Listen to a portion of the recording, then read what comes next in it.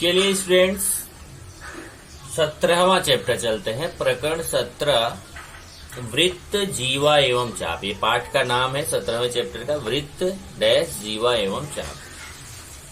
तो इसमें सबसे पहले जानते हैं कि वृत्त क्या होता है। तो वृत्त क्या होता है, जैसे देखिए कि अगर मैं जैसे ये हमारा मार्कर है, यहाँ एक जगह मैं इसको फिक्स कर दूं और एक पॉइंट पे यहाँ मैं फिक्स कर दूं और एक पॉइंट पर ऐसे पकड़े रखूं और बाकी इसको ऐसे घुमाऊं। एक पॉइंट पे पकड़ के इसको ऐसा घुमाऊं तो जो हमें आकृति मिलेगी उसको बोला जाएगा वृत्त। तो कैसी आकृति मिलेगी, यहाँ पे एक फिक्स पॉइंट कर देंगे आप।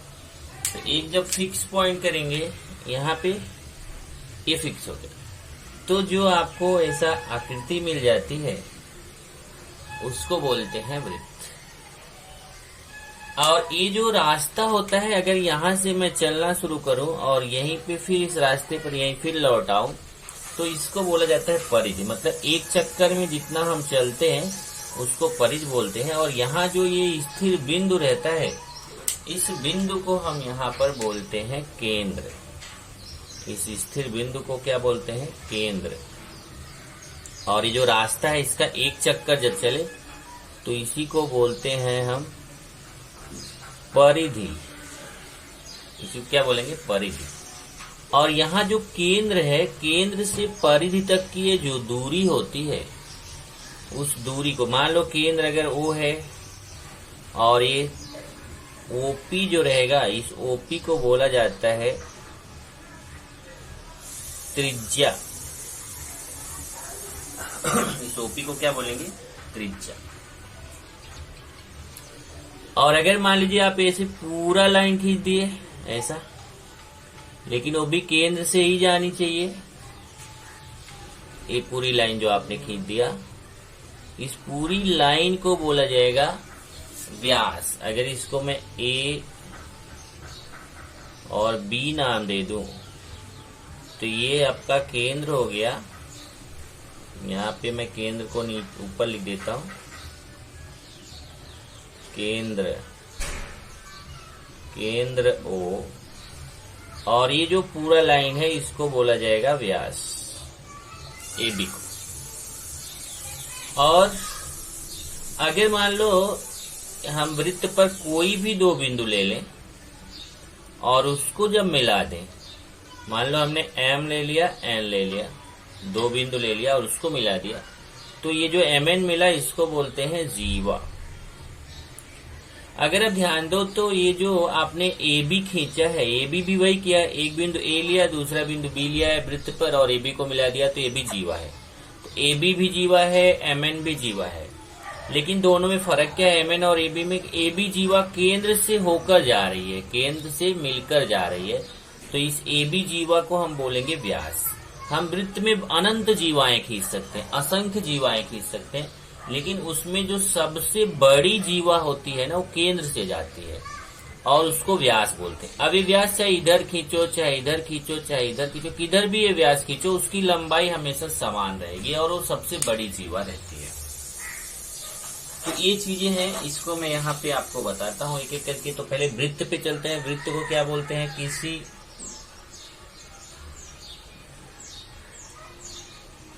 स्थिर बिंदु, किसी स्थिर बिंदु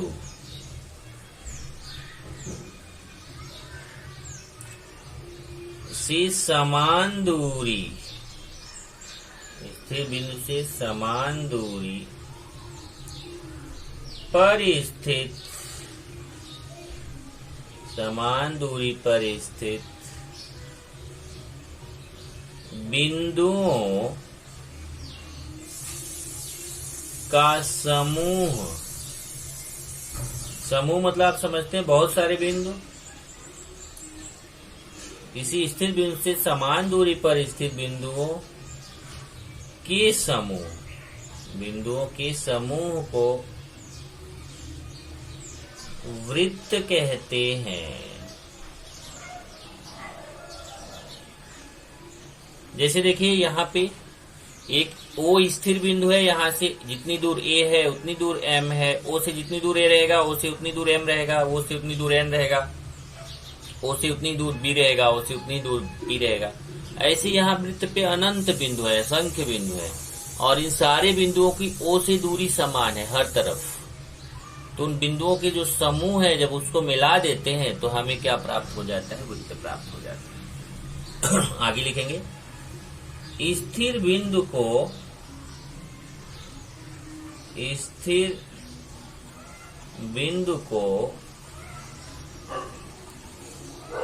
वृत्त का, जो यहाँ पे स्थिर बिंदु है ओ, उसको वृत्त का केंद्र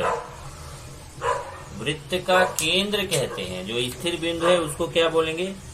उसको वृत्त का केंद्र कहते हैं। अब यहाँ पे आकृति में कौन केंद्र है? ये जो बिंदु ओ है ये केंद्र है। आकृति में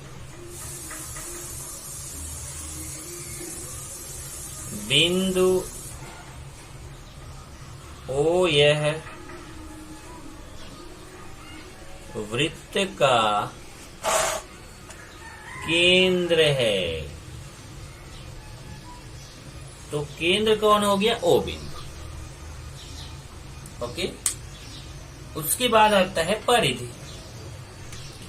तो हेडिंग यहाँ पे मैं आपको लिख देता हूं, परिधि। वृत्त की परिधि कैसे क्या है?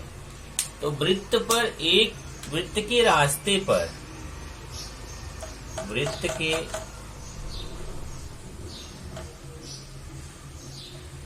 रास्ते पर एक चक्कर में चली गई दूरी को वृत्त की परिधि कहते हैं। अब यहाँ पे ध्यान देना है कि एक चक्कर, जब आप रास्ते पर एक चक्कर चलते हैं तो वहां पे वृत्त की परिधि, जैसे देखिए आपका यहाँ से मैं चलना शुरू करूं, फिर ये पूरे रास्ते पे चलते हुए फिर वहीं पे पहुंच जाऊं, तो एक चक्कर में मैं जितना दूरी चलूंगा उसको वृत्त की परिधि कहते हैं। उसके बाद आता है त्रिज्या। तो त्रिज्या जैसे मैंने आपको बताया कि केंद्र से परिधि को मिलाने वाला जो रेखाखंड होता है उसको त्रिज्या कहते हैं। तो वृत्त के केंद्र से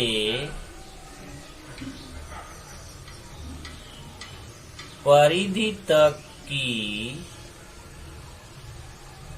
दूरी को त्रिज्या कहते हैं। तो वृत्त के केंद्र से परिधि तक की जो दूरी रहती है उसको त्रिज्या कहते हैं। आकृति में अब देख लीजिए कौन त्रिज्या है? ओपी, रेख ओपी त्रिज्या है। आकृति में रेख ओपी है, ओपी रेख ओपी है, त्रिज्या है। तो ये त्रिज्या हो गई।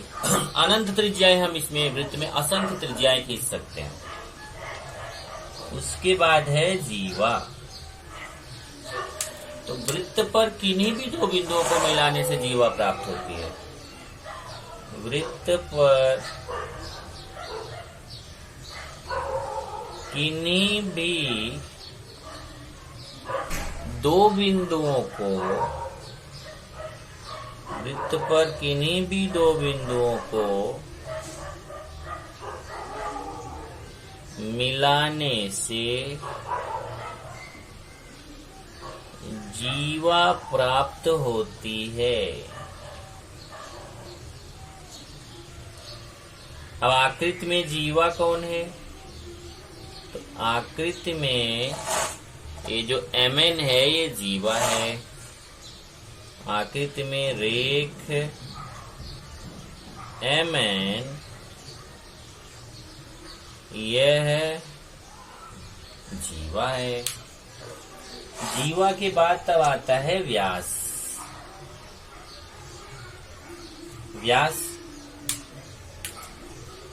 तो वृत्त के केंद्र से होकर जाने वाली जीवा, वृत्त के केंद्र से होकर जाने वाली जीवा, वृत्त के केंद्र से होकर जाने वाली जीवा को व्यास कहते हैं। मतलब व्यास भी एक जीवा ही होती है, लेकिन वो कहाँ से जाती है? केंद्र से होकर जाती है। जीवा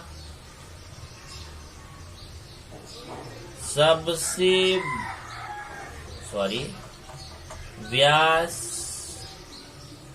सबसे बड़ी जीवा होती है।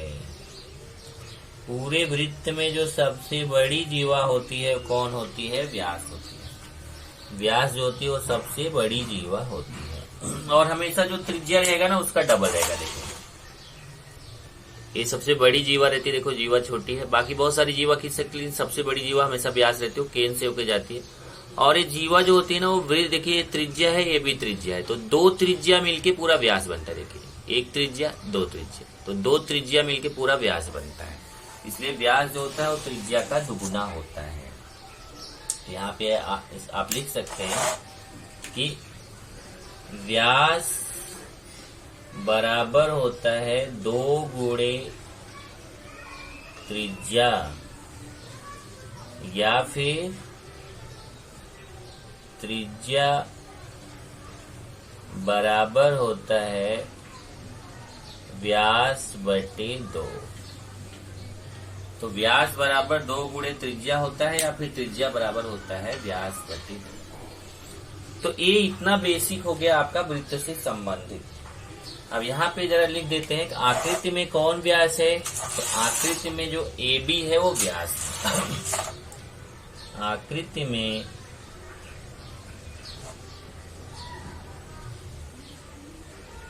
रेख AB यह व्यास है। तो ये कुछ आपके बेसिक्स है। उसके बाद आएगा नेक्स्ट क्या है, देखो वृत्त चाप। अब वृत्त चाप समझिए क्या है। चाप शब्द क्या होता है गणित में? जैसे देखिए एक वृत्त है, ये वृत्त जो पूरा होता है ना, ये वृत्त पूरा 360 अंश का होता है। कितने अंश का होता है? 360 अंश का। इसको अगर आप ऐसे काट दो तो अभी ये जो भाग वृत्त का मिल रहा है इसको बोला जाता है वृत्त का चाप। तो अगर वृत्त को आपने कहीं से भी कट कर दिया तो उसको बोलेंगे वृत्त का चाप। अब ये चाप छोटा हो सकता है, बड़ा हो सकता है। अब ये चाप अगर ये देखिए 180 अंश से ज्यादा है, 180 अंश कैसे पता चलेगा? देखिए मैं यहाँ बीच से एक लाइन खींचता हूँ, तो अगर ये पूरा इतना है तो 180 अंश है, इससे ज्यादा है देखिए उससे बड़ा है, तो इसको बोला जाता है दीर्घ चाप। और अगर मैं इसको मिटा के 180 तक लेके आता हूँ, देखिए आधा कर देता हूँ, तो इसको बोला जाता है अर्धवृत्तीय चाप। आधा वृत्त है। और इसको और कम कर दूं अगर मैं, ये देखिए अब जो ये चाप मिल रहा है इसको बोला जाता है लघु चाप। तो लघु चाप, अर्धवृत्तीय चाप, दीर्घ चाप और पूरा वृत्त, इतना भाग होता है। 4 भाग होता है वृत्त का, जो रहता है उसका 4 भाग होता है। तो यहाँ पर आता है कि वृत्त चाप क्या होता है। तो वृत्त चाप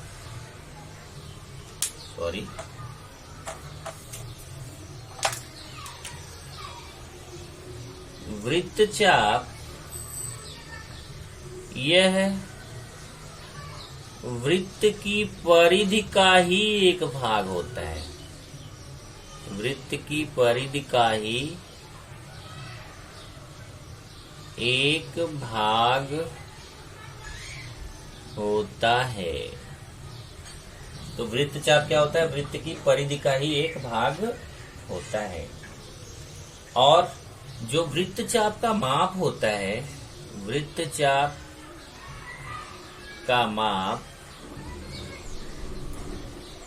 उसके द्वारा बने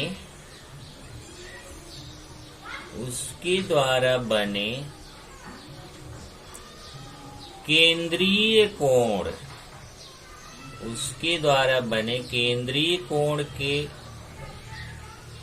माप के बराबर होता है। जो वृत्तचाप का माप रहेगा वो उसके द्वारा जो केंद्रीय कोण बनेगा उसके माप के बराबर होता है। अब जैसे मैं यहाँ पे एक एक करके बताता हूं। सबसे पहला है पूर्ण वृत्त। पूर्ण वृत्त, तो पूर्ण जो वृत्त होता है उसका माप होता है 360 अंश। पूर्ण वृत्त का माप 360 अंश होता है। जो पूरा वृत्त है उसका माप कितना होगा? 360 अंश। जैसे देखिए एक वृत्त है, अब आप यहां से ये पूरा रोटेट हुए यहां तक, तो ये कितने अंश का यहां पर बनता है? यहां पर पूरा 360 अंश का कोण बनता है। ये 360 अंश। पूर्ण वृत्त कितने अंश का होता है? 360 अंश। दूसरा होता है अर्धवृत्तीय चाप।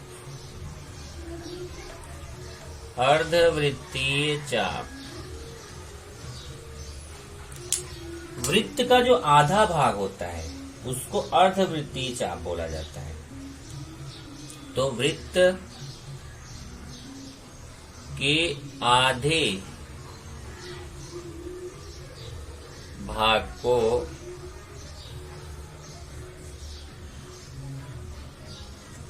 अर्धवृत्तीय, वृत्त के आधे भाग को अर्धवृत्तीय चाप कहते हैं। जैसे देखिए ये आपका हो गया, ये वृत्त है, इसको यहां से कट कर दिया आपने, ऊपर का या नीचे का, कोई भी, ऊपर चाहे कट करो चाहे नीचे। तो ये जो भाग बचता है ये आपका बोला जाता है अर्धवृत्तीय चाप। थोड़ा बड़ा बनाता हूं मैं। ये देखिए पूरा वृत्त है, यहां से बीच से व्यास खींच दिया और ये ऊपर का पार्ट मिटा दिया। तो ये जो आधा भाग बचता है, इस आधे भाग को बोला जाता है अर्धवृत्तीय चाप। और अर्धवृत्तीय चाप का माप जो होता है वो 180 अंश होता है। तो अर्धवृत्तीय चाप का माप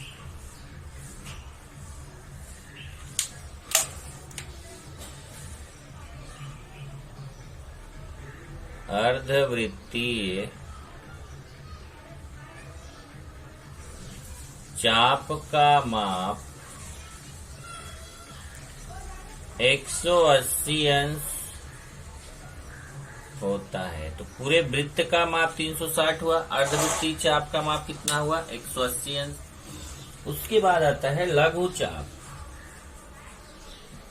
लघु चाप, तो लघु चाप का माप जो होता है वो 180 अंश से कम होता है। लघु चाप का माप 180 अंश से कम होता है। और नेक्स्ट है दीर्घ चाप। दीर्घ चाप,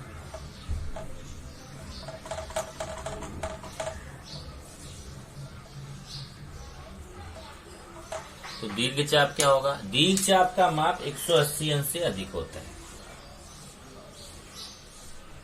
दीर्घ चाप का माप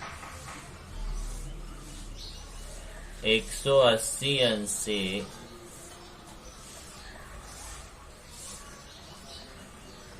अधिक होता है।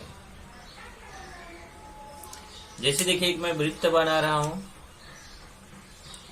ये वृत्त है। इस वृत्त में इधर मैं एक छोटा चाप ले लेता हूं। देखिए ऐसे ये छोटा चाप ले लिया।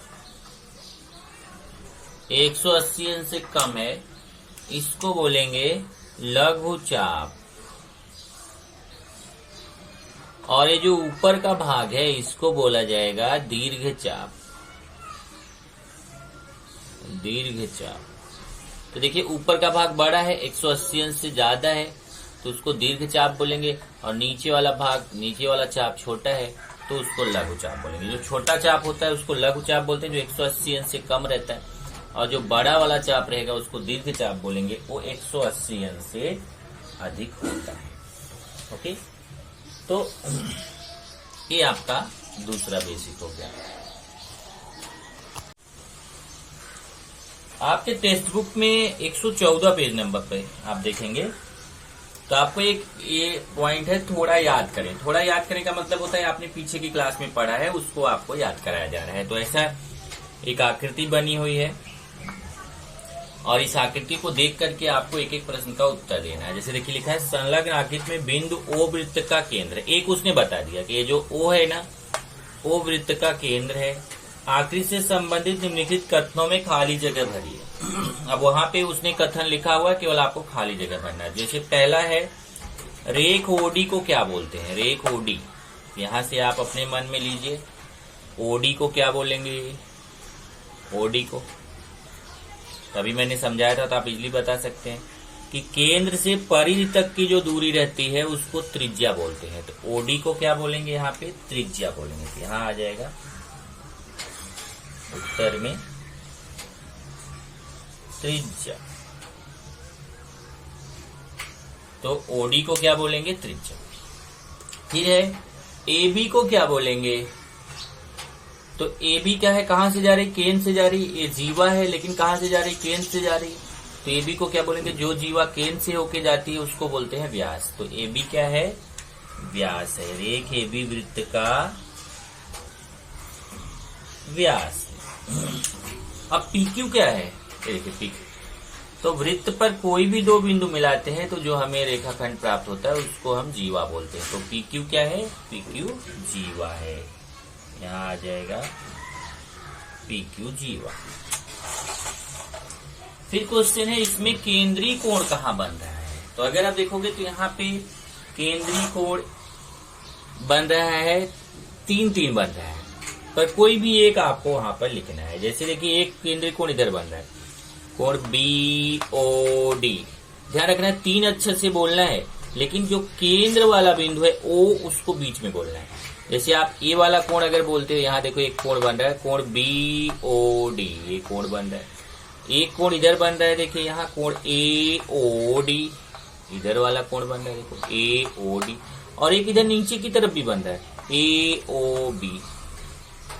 तो कोई भी उसमें से एक ही बोलना है। तो जैसे हमने बोल दिया BOD, यहाँ पे आ गया कोण BOD। ये आपका केंद्रीय कोण हो गया। अब आगे बोला है लघु चाप। लघु चाप, दीर्घ चाप, अर्धवृत्तीय चाप, अभी सब समझाया। तो इसमें हमें कुछ लघु चाप उसने, जैसे 2 लघु चाप उसने बताया है और आपसे बोला कि कुछ आप भी बताओ लघु चाप उसमें से। तो जैसे मैं यहाँ पे देखता हूँ लघु चाप मतलब जो 180 अंश से छोटा रहता है। जैसे देखिए ये लाइन है ना, तो ये जो आधा वृत्त रहता है उसको अर्धवृत्तीय चाप बोलते हैं। तो उससे भी कम, जैसे यहाँ देखिए एक चाप उसने बोला है AXD। इधर देखिए एक चाप उसने बोल दिया AXD, दूसरा उसने बोल दिया BD, दूसरा क्या बोल दिया? BD। अब तीसरा हम बोल सकते हैं यहाँ पे चाप, अगर आप देखो तो BQ चाप बोल सकते हैं, PQ चाप बोल सकते हैं, AP चाप बोल सकते हैं। देखिए ये सब छोटे छोटे चाप हैं। BQ जो है 180 अंश से कम है, PQ भी छोटा है 180 अंश से कम है, AP भी 180 अंश से कम है। तो ऐसे आप यहाँ पे बोल सकते हैं। तो जैसे हम बोल रहे हैं यहाँ पे चाप BQ, चाप PQ, चाप AP, ये सब छोटे चाप हैं। छोटे चाप को हम क्या बोलते हैं? लघु चाप। अब अगला है दीर्घ चाप, मतलब बड़ा चाप। जो कि 180 अंश से ज्यादा हो। जैसे यहाँ देखो एक बोला है, 2 इसमें बोला है PAB PDQ, इधर देखिए PAB, ये देखिए बड़ा है कि नहीं, ये 180 से बड़ा है, क्योंकि ये देखिए यहाँ A से लेके B तक 180 होता है, तो उस ये P इतना और ले लिया 180 से थोड़ा ज्यादा, तो ये दीर्घ चाप हो गया। अगला बोला PDQ, ये देखिए PDQ, यहां तक बोल दिया, P से लेके Q तक, वो भी 180 से बड़ा है, वो भी दीर्घ चाप हो गया। इसी तरीके से आपको बोलना है कि और क्या दीर्घ चाप हो सकता है, तो बहुत सारे आप बोल सकते हैं। जैसे देखिए यहाँ पे बोल सकते हैं आप D, यहां से देखिए आप बोल सकते हैं DQA, बोल सकते हैं ना, AQD, DQA, उसी को क्या बोलेंगे AQD बराबर, या आप बोल सकते हैं PDA, PDA, बहुत सारा बोल सकते हैं इसे। ओके, जैसे मैं यहाँ पे लिख दिया DQA चाप, सॉरी कोण नहीं है, चाप AQD बराबर कि नहीं, या फिर चाप TDA, इस तरीके से बोल सकते हैं। अब अर्धवृत्तीय चाप, अर्धवृत्तीय मतलब जो वृत्त को आधा करता है, जैसे एक किसने दिया है ADB, ये देखिए ADB, ये वृत्त को आधा कर रहे हैं ना, तो ये ऊपर वाला इन्होंने बोला था, हम नीचे वाला बोल देंगे APB या फिर AQB, दोनों का मतलब वही है। ओके, यहाँ पे हो गया अर्धवृत्तीय चाप APB, मतलब आधा वृत्त। फिर यहाँ बोला है कि जो चाप DB है, जो देखिए अगला बोला है 8वां, चाप DB कौन से केंद्रीय कोण के बराबर है। यहाँ से देखिए ये चाप DB है, इस चाप DB द्वारा कौन सा केंद्रीय कोण बन रहा है, यहाँ देखिए कोण बन रहा है ना, ये इस कोण का नाम 3 अक्षर से बोलना है। तो चाप DB द्वारा केंद्रीय कोण कौन सा बन रहा है, BOD, यहाँ पे आ जाएगा कोण BOD। अब क्वेश्चन पूछा है कि अगर हमें चाप DAB निकालना है तो 360 में से कौन सा कोण माइनस कर दें कि DAB मिल जाएगा। ध्यान से समझिए ये वाला जरा लाइन, कौन सा चाप बोल रहे हैं, ये देखिए DAB, ये देखिए यहां से यहां, ध्यान देना, ये पूरा यहां से यहां तक चाप निकालना है, ये पूरा। तो आप देख रहे हो केवल यही छूट रहा है बस, बाकी पूरा वृत्त आ जा रहा है। देखिए यहां से यहां तक ये पूरा वृत्त, केवल इतना भाग छूट रहा है। तो पूरा वृत्त कितने अंश का होता है, 360 अंश का होता है। पूरा वृत्त कितने अंश का होता है, 360 अंश। अब 360 अंश में से अगर मैं केवल इतना निकाल दूं, ये देखो ये माइनस कर दो, तो क्या बचेगा, यही चाप बचेगा ना, DAB। तो पूरे वृत्त में से अगर केवल ये BD वाला चाप माइनस कर दो तो आपको मिलेगा DAB। लेकिन इसने चाप को माइनस करने के लिए नहीं बोला, बल्कि उस चाप द्वारा बने कोण को माइनस करना है। इस चाप द्वारा बना कोण कौन है, BOD या फिर DOB, चाहे BOD बोलो चाहे DOB बोलो, दोनों का मतलब एक ही है। तो यहाँ पे आ जाएगा M कोण BOD, और इसको मैं पूरा कर देता हूं। तो इस तरीके से आपका ये हो गया, थोड़ा याद करें। अब इसमें आपको 2 चीजें और हैं जो आपको अगली बार याद करके आना है, और वो 2 चीजें क्या है वो मैं आपको लिखा देता हूं। हेडिंग है वृत्त की जीवा का गुणधर्म, वृत्त की जीवा का गुणधर्म। तो पहला गुणधर्म है वृत्त के केंद्र से जीवा पर डाला गया लंब जीवा को समद्विभाजित करता है। वृत्त के केंद्र से जीवा पर डाला गया लंब जीवा को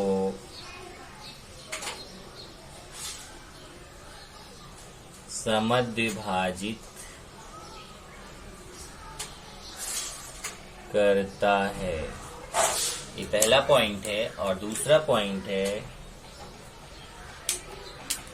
पहला तो हो गया वृत्त के केंद्र से जीवा पर डाला गया लंब जीवा को समद्विभाजित करता है। दूसरा, वृत्त के केंद्र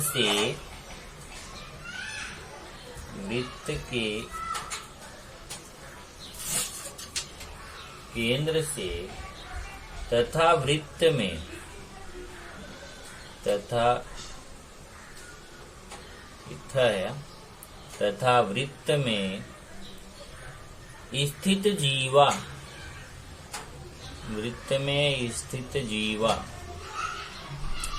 के मध्य बिंदु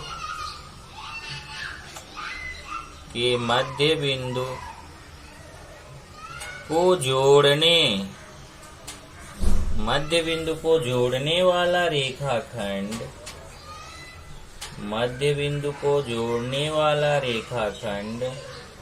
उस जीवा पर लंब होता